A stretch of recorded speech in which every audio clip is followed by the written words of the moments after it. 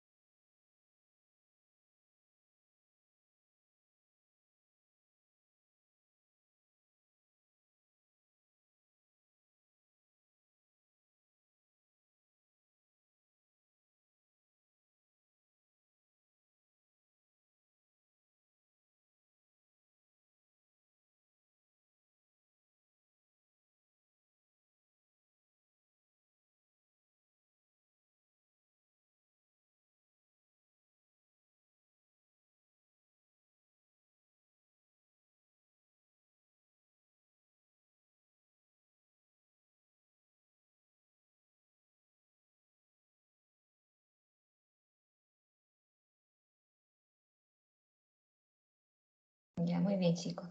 Entonces, hoy día vamos a ver la farmacoterapia genitourinaria, que en realidad en las diapositivas que tienen les han incluido 4 temas. Entonces, vamos a revisar esos 4 temas y al final vamos a ver un resumen de lo que hemos visto. Entonces, vamos a ver primero ITU, luego hiperplasia benigna de próstata, prostatitis y litiasis renal, pero un manejo, en el manejo de las no complicaciones, ¿no? Entonces, primero comenzamos con infección del tracto urinario, que incluso tienen una lectura de eso. Entonces, les va a servir para complementar lo que está acá también. Entonces, ¿qué es la infección del tracto urinario? Se define como la presencia de microorganismos en la orina, ¿no? Generalmente, estos microorganismos van a ser bacterias, aunque también pueden ser hongos. En caso de que de hecho, las ITUs son el 40% de los motivos de consulta en los hospitales, ¿no? Incluso el 15% puede generar hasta gastos extrahospitalarios en un manejo antibiótico principalmente, ¿no? En cuanto a la epidemiología, principalmente afecta a las mujeres. Esto asciende de acuerdo a la edad, ¿no? A más edad hay mayor infección o hay mayor probabilidad de que se presente una ITU en una mujer, ¿no? También se puede presentar en aquellas personas que tienen las vías urinarias alteradas. En caso de cuáles son los agentes causales, la causa más frecuente de las ITUs son las enterobacterias, dentro de ellas el E. coli, ¿no? La Escherichia coli es la causa más frecuente de la ITU. Entonces, generalmente el manejo antibiótico empírico va dirigido hacia este grupo de enterobacterias, ¿no? Entonces, es importante también conocer eso porque principalmente esto es de manejo empírico, ya que muchas veces los cultivos se demoran en llegar con los resultados, ¿no?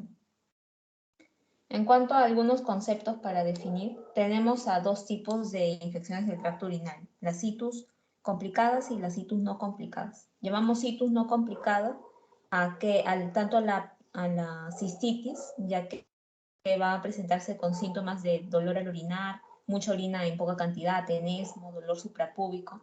Tenemos la sensación de vacío incompleto luego de ir al baño, ¿no? Y la ITU complicada, caracterizada por la presencia de pielonefritis o urosepsis, ¿no? Ese ya es un manejo principalmente hospitalario. Por eso es importante poder realizar una valoración individual para determinar qué tipo de manejo va a requerir, ¿no? Ambulatorio u hospitalario, pero como hemos visto, principalmente el urosepsis es de manejo hospitalario. Pero antes de ver estos tipos de itus, principalmente el diagnóstico de las infecciones se realizan tanto por hemogramas como con exámenes de orina simple y el urocultivo, que es el que nos va a dar cuál es el agente etiológico que está detrás de la infección, ¿no? Pero ya hemos visto que las causas más frecuentes son las enterobacterias. Sin embargo, todas estas bacterias pueden ser causantes de las itus. Entonces, es una gran cantidad que está detrás, ¿no? Por eso es importante realizar siempre el urocultivo. En cuanto al manejo de las itus no complicadas, este principalmente va a ser de manejo ambulatorio, ¿no? Entonces, dentro de las líneas de tratamiento de las itus no complicadas, tenemos al trimetoprim sulfamethoxazol, que son dos antibióticos combinados principalmente para aumentar el espectro de acción, ¿no? Dirigidos hacia tanto los gram positivos como algunos anaerobios. Y lo importante de estos antibióticos es que también van dirigidos hacia las enterobacterias, ¿no? Entonces ya hemos visto que esos son los agentes causales más frecuentes de las itus. Acá tenemos al E. coli. Sin embargo, si bien es cierto, incluye algunos anaerobios, tiene una acción deficiente en general frente a estos grupos, ¿no? Pero si vemos, actúa frente a los niveles frente a las enterobacterias, ¿no? La dosis a administrar es de 160 a 800 miligramos cada 12 horas por 3 días. Y la ventaja es que es de excreción renal.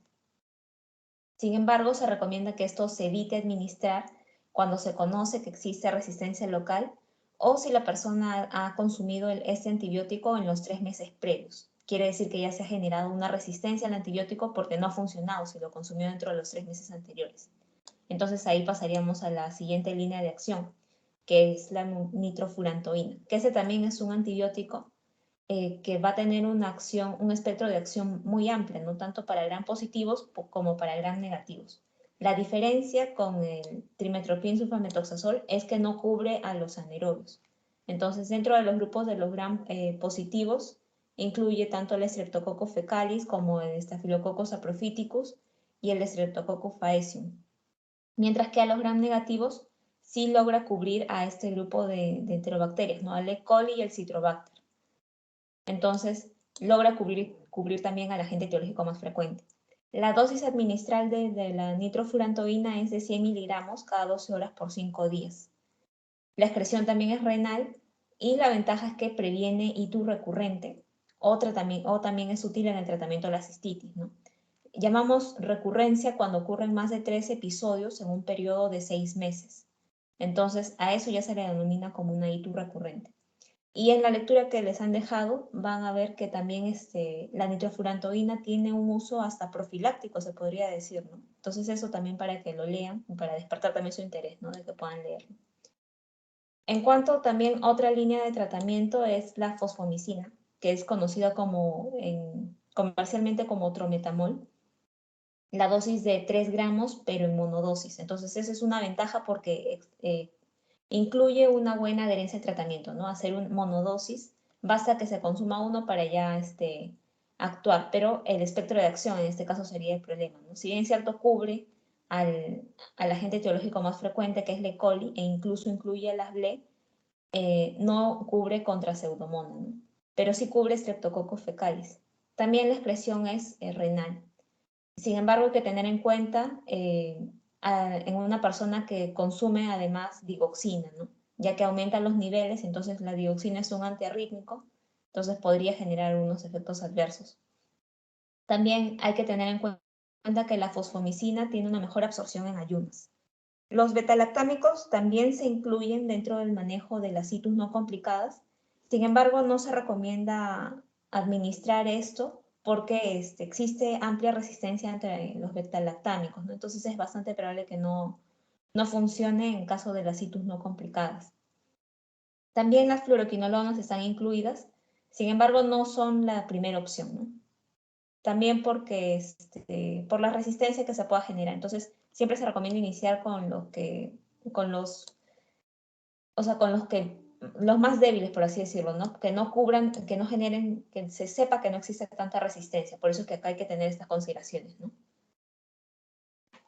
En cuanto a las situs complicadas, el tratamiento que va a recibir, que sea ambulatorio u hospitalario, va a meritar una valoración individual, ¿no? Qué tan complicado, qué tan comprometido esté la persona.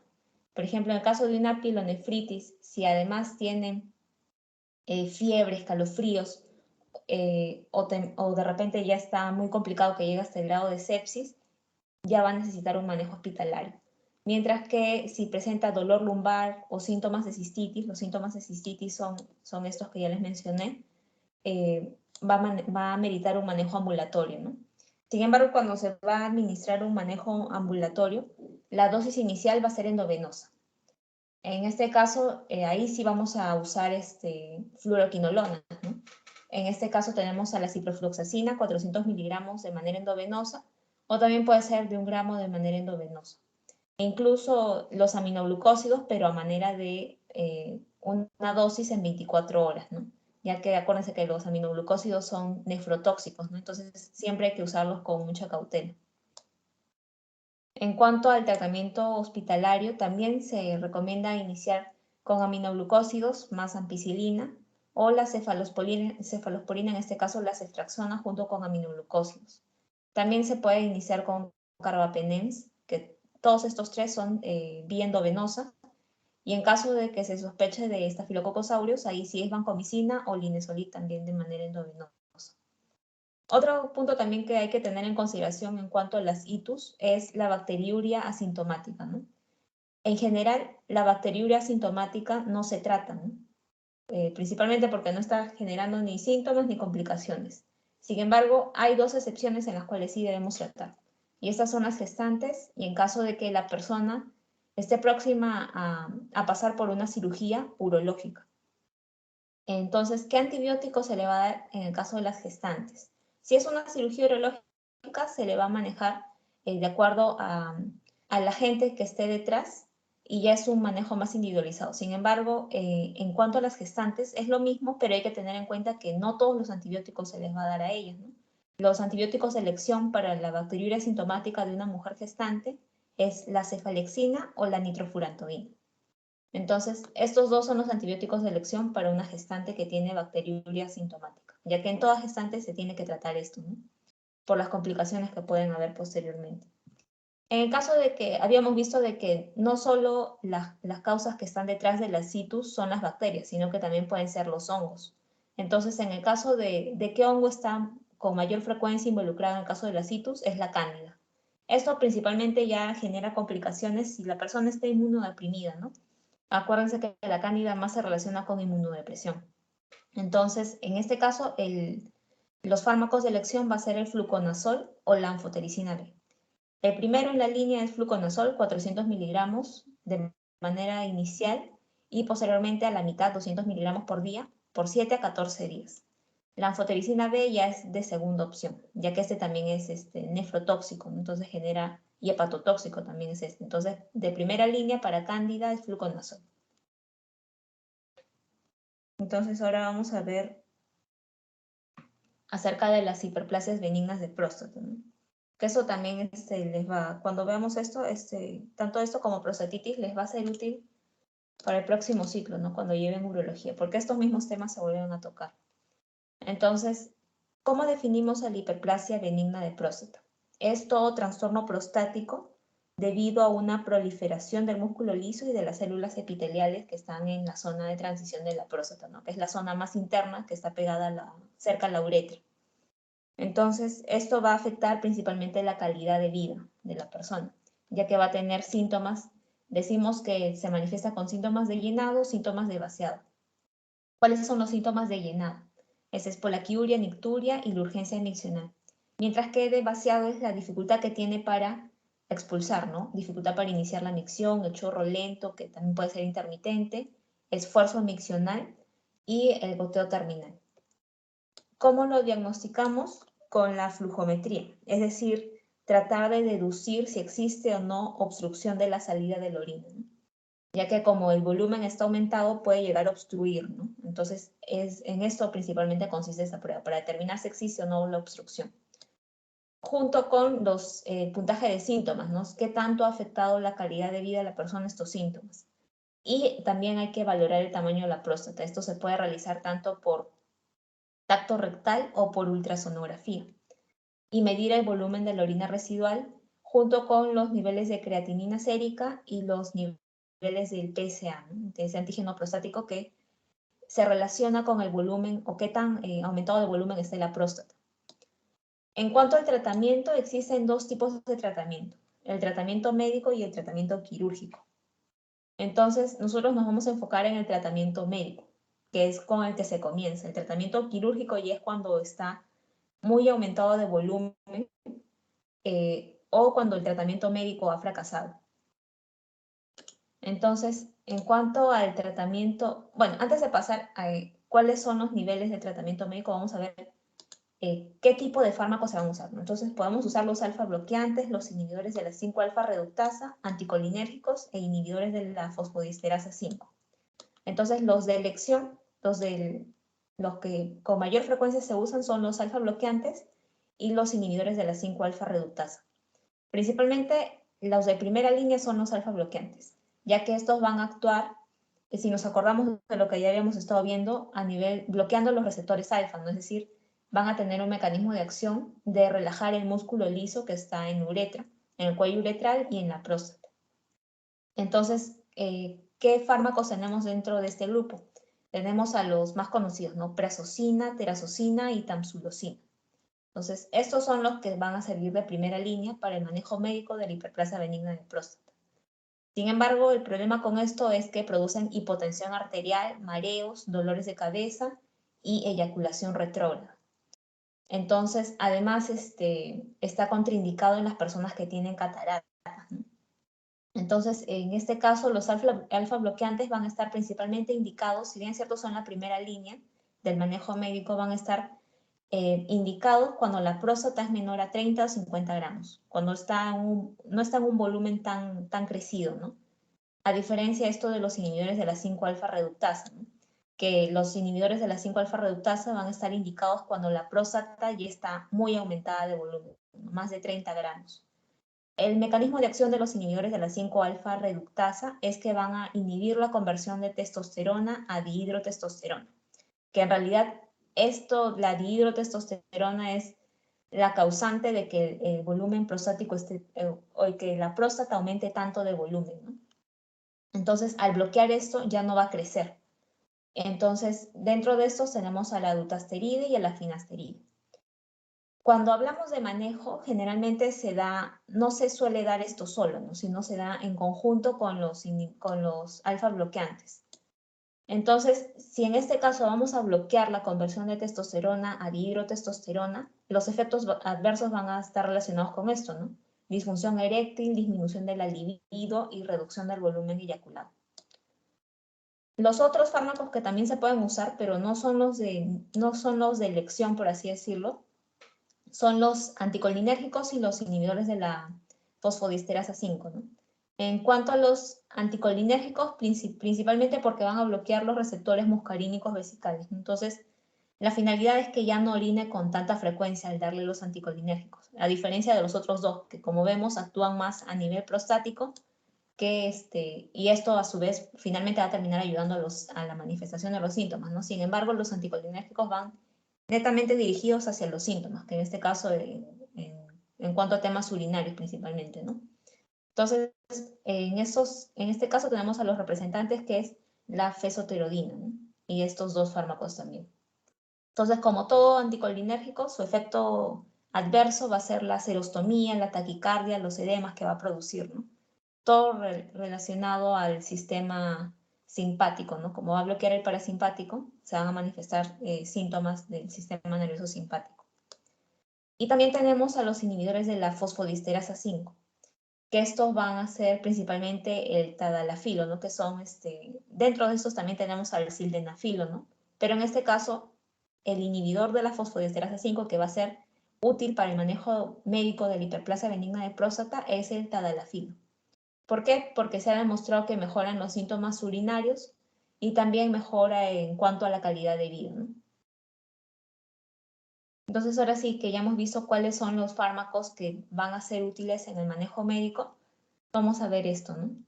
En cuanto al manejo médico, va a depender de los síntomas, ¿no? Si son leves o moderados o no está habiendo una afectación de vida, de la calidad de vida considerable, el manejo va a ser observación, ¿no? Mientras que una vez que los síntomas ya son moderados o graves, esto a medido, determinamos leves, moderados o graves, de acuerdo a este puntaje IPS, ¿no? Que es un cuestionario que tienen que llenar o que se les pregunta y salen puntajes para valorar qué tanto se está afectando o no su calidad de vida. Entonces, si es que hay complicaciones, si es que no hay complicaciones, mejor dicho, el tratamiento va a ser médico. Entonces, ¿de qué depende el tratamiento inicial que vaya a recibir? Del volumen de la próstata. Si es menor a 30 o 40 gramos, se le va a dar los alfa bloqueantes. Mientras que si está aumentado de volumen más de 30 gramos, se les puede dar alfa bloqueantes o los inhibidores de la 5-alfa reductasa o una combinación de ambos. Luego de 6 semanas se le tiene que volver a evaluar y ver si debe continuar o no el tratamiento, si se le amerita que se le retire el alfa bloqueante, si se le debe adicionar ya sea al anticolinérgico o el inhibidor de la fosfodiesterasa 5, o si es refractario y amerita cirugía. Entonces, en este caso ya pasaría al otro manejo, ¿no? Quirúrgico. Pero principalmente en esto consiste el manejo médico. En cuanto a la prostatitis, que ya de hecho es la enfermedad urológica más frecuente en los varones menores de 50 años y también es la tercera en frecuencia dentro del grupo de los mayores de 50 años. La mayoría suelen ser de origen bacteriano también, ¿no? El 90% de las causas, aunque el 90% de las causas es de origen no bacteriano, porque vamos a ver que existe una clasificación de prostatitis.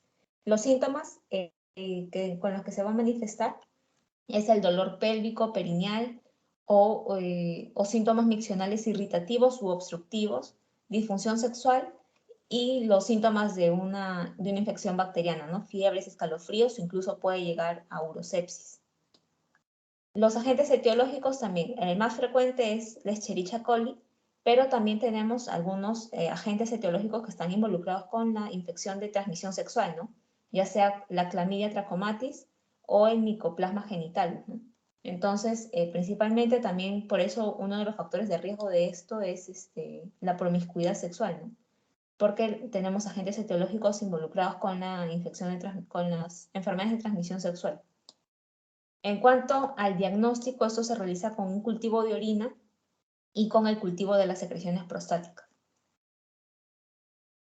Acerca de la clasificación, se ha clasificado hasta en 4 grupos, ¿no? La prostatitis aguda, prostatitis crónica bacteriana, y tenemos también una prostatitis crónica abacteriana y una prostatitis inflamatoria asintomática, ¿no? Que principalmente este tipo 4 es más de un origen por una somatización, ¿no? O por un antecedente de haber estado con un cuadro de prostatitis anterior que se curó, pero aún así persistieron los síntomas, ¿no? Es más funcional, por así decirlo. Entonces nos vamos a enfocar primero en estas dos, que si bien es cierto no son las más frecuentes, son las que sí tienen un origen, o hay una infección que está siendo demostrada, ¿no? Mientras que en la tipo 3 no se demuestra que existe una infección, ¿no? Son los síntomas o por signos indirectos, ¿no? Como por ejemplo la leucocitosis. Esto ya hemos visto en el hemograma o en las pruebas que se le hace de orina o de cultivo o de la secreción de la eyaculación, ¿no? De las secreciones prostáticas.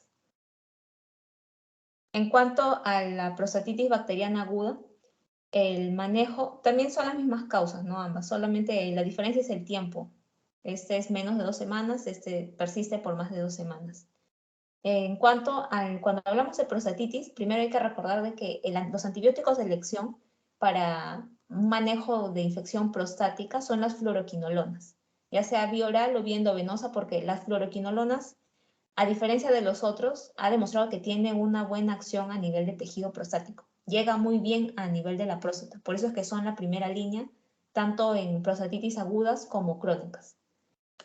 Entonces, en cuanto a las prostatitis bacterianas agudas, en caso de que exista ya signos de infección sistémica, ahí sí ya el manejo se recomienda que sea endovenoso, ampicilina más gentamicina, ¿no? Ya que tiene tiene un mayor espectro ya de acción. Mientras que las fluoroquinolonas se puede dar tanto ciprofloxacino como levofloxacino, o también se pueden dar las sulfonamidas, que en este caso es el trimestoprim sulfametoxazol. Y mientras que en las prostatitis bacterianas crónicas, también los de primera línea son las fluoroquinolonas. Y en caso de que se esté sospechando algún agente atípico, por ejemplo, clamidia, uroplasma o micoplasma, ahí sí ya es, o por ejemplo, en el caso de que se esté, se tenga una historia de que es de una enfermedad de transmisión sexual, ahí sí ya los de elección serían los macrólidos, ¿no? En este caso es la citromicina, 500 miligramos cada 12 horas, o también se pueden dar el trimestoprim sulfametoxazol o las tetraciclinas. Pero acuérdense, en prostatitis, el antibiótico de elección van a ser las fluoroquinolonas porque tienen una buena acción a nivel del tejido prostático. Entonces, otro tipo de prostatitis es el síndrome de dolor pélvico crónico, ¿no? En este caso la historia va a ser que viene un varón joven que no tiene una historia actual de infección del tracto urinario, sin embargo se caracteriza porque está asociado con algún tipo de problema psicológico, ¿no? Ya sea depresión o ansiedad, y se va a caracterizar porque el dolor genitourinario es de mínimo 3 meses de duración, además de que tiene molestias genitourinarias recurrentes, ¿no? Y también de tipo sexual. Entonces, de hecho, se trata del 50% de las causas, o más del 50% de las causas de las prostatitis, ¿no? Es un origen más funcional, ¿no? Por eso, el manejo, si vemos acá, no es tipo antibiótico, ¿no? Pero siempre hay que tenerlo en cuenta porque muchas veces se puede solapar con otros tipos de problemas, de síndromes dolorosos pélvicos. Entonces, no es lo primero en lo que uno piensa, siempre hay que descartar lo otro, pero aún así existen, ¿no? Y en este caso el manejo va a ser con alfa bloqueantes, con gabapentina y junto con la terapia no farmacológica, ¿no? Que es con ejercicios de relajación y acupuntura. Entonces, es la prostatitis, que no es de origen bacteriano, ¿no? Es un síndrome de dolor pélvico crónico, ¿no? Es una causa más funcional. Y ya por último tenemos a las litiasis renal, ¿no? Principalmente vamos a ver el manejo de la no complicada, ¿no? De la que no hay complicaciones.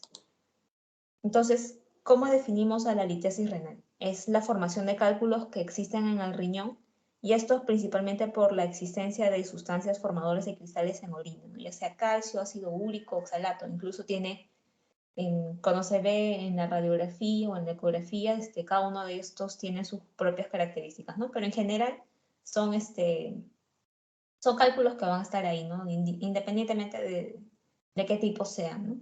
Entonces, los síntomas que van a producir son disuria, hematuria, dolor abdominal en flancos también, y el dolor característico tipo cólico, ¿no? Ya cuando se está complicando o presentando ya una de las complicaciones, que es la pielonefritis, se puede presentar junto con náuseas o vómitos, ¿no? Incluso obstrucción urinaria, ¿no? Entonces ya ese ya es un cuadro ya más agudo, ¿no?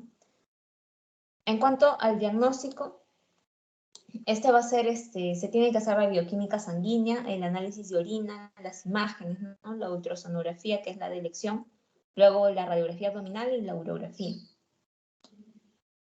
Entonces ahora vamos a ver en qué consiste principalmente, de hecho eso es en lo que se enfoca el tema en cuanto a manejo de litiasis, es el tratamiento del cólico nefrítico, ¿no? ¿Cómo manejamos un cuadro agudo de cólico nefrítico, ¿no?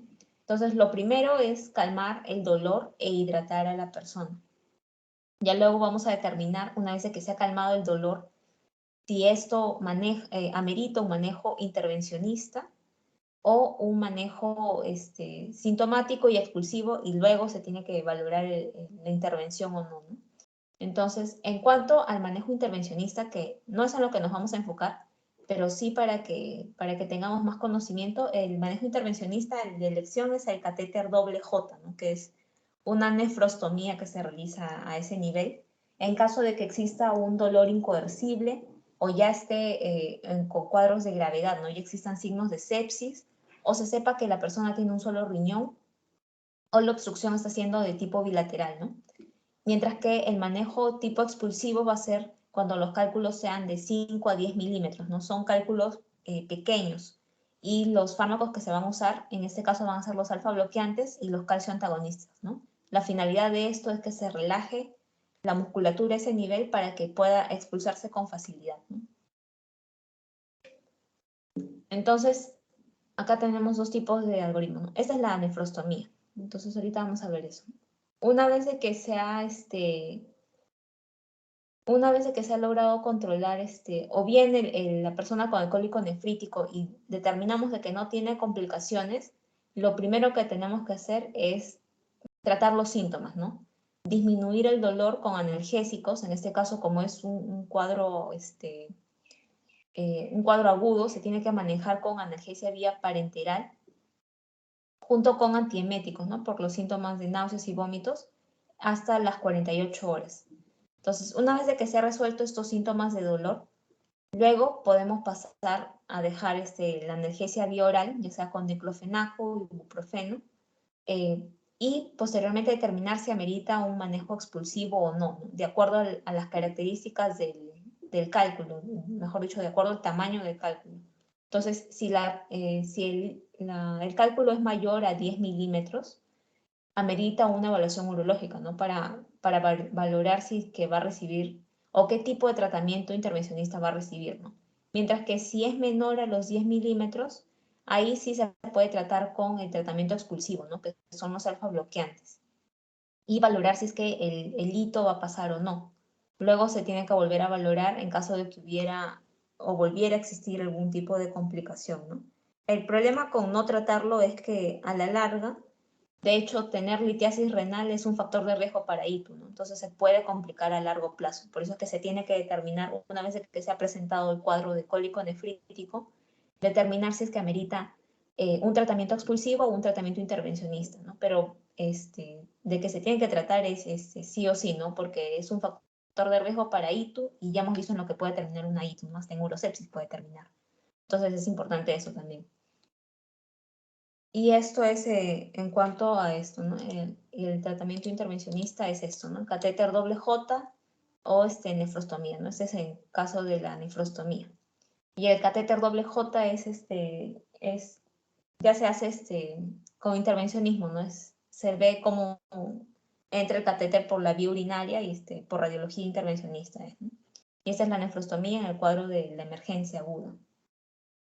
Entonces, de acuerdo a lo que hemos visto hoy día, hemos visto 4 temas, ¿no? ITU, hiperplasia benigna de próstata y prostatitis, y la litiasis renal. Entonces, lo que sí tiene que acordarse de acá es que en cuanto a la ITU no complicada, ¿no? Los que tienen síntomas de cistitis, los fármacos que se van a administrar, los de elección, son el trimetoprim sulfamethoxazol, la nitrofurantoína, y acuérdense que la nitrofurantoína, y también tenemos al trometramol, ¿no?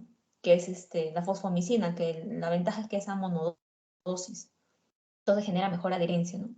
Pero la desventaja ya hemos visto cuáles son, ¿no? Que la trimetoprim sulfamethoxazol sí cubre anaeróbicos, mientras que las otras dos cubren también a la Escherichia coli, pero hemos visto cómo va disminuyendo su espectro de acción, ¿no? Esta es la que cubre más. Nitrofurantoína cubre a gram positivos, gram negativos, pero no anaerobios, y la fosfomicina solamente cubre a los gram negativos, ¿no? Al Escherichia coli principalmente, ¿no? Entonces, en cuanto a las complicadas, hemos visto de que el manejo de tipo ambulatorio va a incluir a las cefalosporinas, ¿no? A la ciprofloxacina principalmente. Y en cuanto a la bacteriuria sintomática, los fármacos de elección para una gestante que tiene bacteriuria sintomática son la cefalexina o la nitrofurantoína.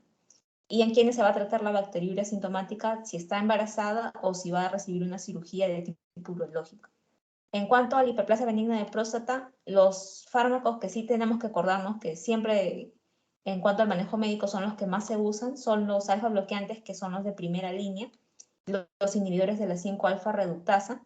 Acá tenemos a cuáles son sus representantes, pero esto, que vayan solo o vayan añadidos, depende del volumen prostático, ¿no? Si es menor de 30 gramos la próstata, se va a dar alfa bloqueantes, mientras que si es mayor de 30 gramos, se puede dar solo alfa bloqueantes, se puede dar solo inhibidores de la 5-alfa reductasa o se puede dar ambos juntos. En cuanto a la prostatitis, el antibiótico que llega muy bien a tejido prostático es la fluoroquinolona, ¿no? Y nos va a ser útil tanto para los prostatitis tipo agudo como tipo crónico. Respecto a la litiasis renal, si tenemos una litiasis renal, un cólico nefrítico, mejor dicho, no complicado, lo primero siempre es calmar el dolor e hidratar. Luego, si es que el cálculo es menor a 5 a 10 milímetros, determinamos que el tratamiento inicial va a ser el expulsivo con los alfa bloqueantes. Mientras que si el cálculo es mayor a 10 milímetros o el cuadro está siendo complicado, el tratamiento ya va a ser de tipo intervencionista, ¿no? Entonces, eso también sería todo por la clase de hoy. No sé si tienen alguna pregunta.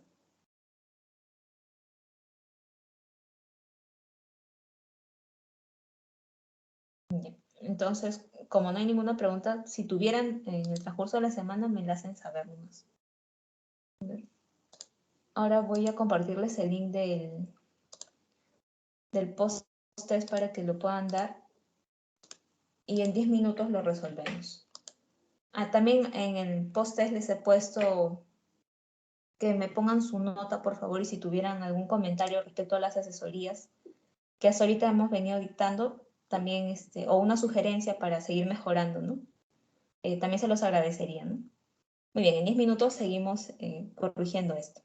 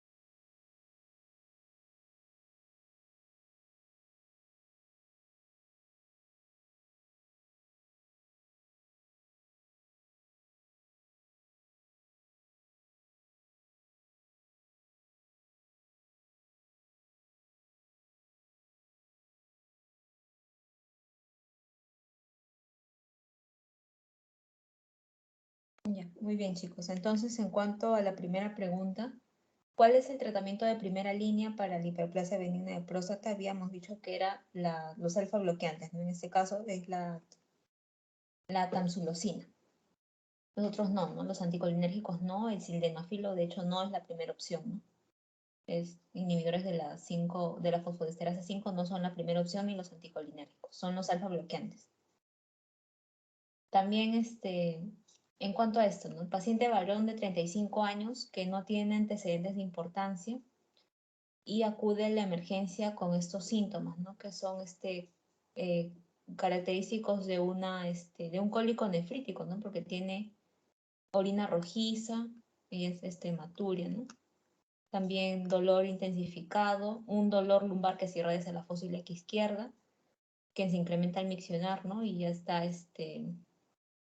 hematías, hemoglobina positivo, leucocitos y las múltiples imágenes hiperecoicas, ¿no? Con sombra acústica posterior, ¿no? Que son características de un cálculo, ¿no? Y con ligera hidronefrosis, ¿no? Entonces ya se está complicando. Entonces, de las siguientes opciones, ¿cuál es el mejor manejo para este paciente? Entonces, habíamos dicho que lo primero es calmar el dolor y luego, si es de acuerdo a las características del cálculo, dar un manejo expulsivo o determinar si amerita una intervención, ¿no? Entonces, en este caso era manejar el dolor, no glucocorticoides. Bueno, no sabemos si es que amerita un tratamiento, ¿no? Ah, en este caso sí, ¿no? Ya nos está dando el tamaño, 7 milímetros de diámetro, entonces es menos de 10 milímetros. Entonces el tratamiento sí va a ser expulsivo, ¿no? Entonces en este caso sería analgesia más tamsulosina, que es el alfa bloqueante para expulsar el cálculo. La siguiente pregunta, ¿qué familia farmacológica se prefiere para el tratamiento de prostatitis bacteriana aguda y por qué? Entonces habíamos dicho que eran las fluoroquinolonas porque llegan muy bien al tejido prostático, ¿no? Entonces acuérdense de eso, ¿no? Las fluoroquinolonas llegan muy bien al tejido prostático. Estas, ¿no? Las sulfonamidas no son las de primera opción, son las de segunda línea en cuanto a prostatitis bacteriana aguda, ¿no? Los aminoglucósidos tampoco, ¿no? En este caso son las fluoroquinolonas, porque llegan muy bien al tejido prostático. ¿Cuál es el tratamiento de primera línea de las ITUS no complicadas?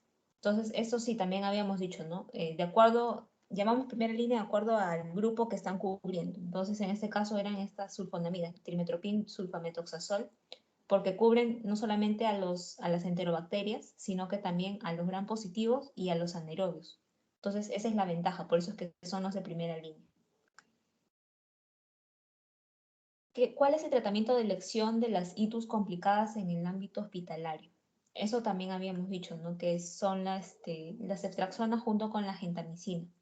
Entonces, de eso también acuérdense, ¿no? Porque tienen un espectro de elección más amplio, ¿no? Y ya es principalmente ya de manejo endovenoso. Entonces, estas son todas las preguntas, chicos. Ya luego, ya si tuvieran cualquier pregunta, duda sobre este tema, ya me lo hacen llegar, ¿no? Por el Telegram. Que tengan buena semana. Cuídense.